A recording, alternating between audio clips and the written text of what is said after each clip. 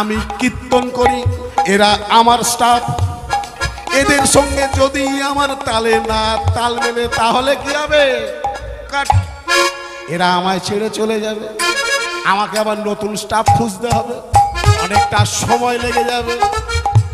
এই যে আমার মা বিবাহিত, যদি আমার ওই বাবার সঙ্গে না তালে তাল মেলে, মানে স্বামীর সঙ্গে যদি না স্ত্রীর তালে তাল মেলে, তাহলে কি হবে? ওই যে আলিপুর কোর্ট খোলা আছে, ডিভোর্স।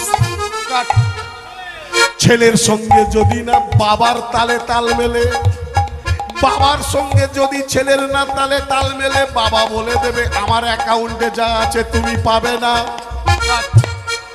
একটা বাড়িতে তিনটে ছেলে, বাবা মা, দেখে দেখে খবর নাও, কারোর সঙ্গে কারোর তাল মেলে না। একটা বাড়িতে চারটে উনুন জ্বলে। কেন গো? বাবা মাও আলাদা খায়, ছেলেরাও আলাদা খায়, কারোর সঙ্গে কারোর তাল মেলে না, সম্পর্ক কাট।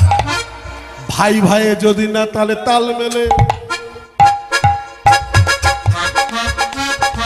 তাহলে কি হবে? এক ভাই যখন ঘর করবে, এক হাত জায়গা যদি বেশি না, মাথায় লাঠির বাড়ি মারে।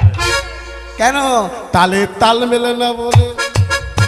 আজ আপনারা ভক্ত, সবাই পরম ভক্ত আপনারা।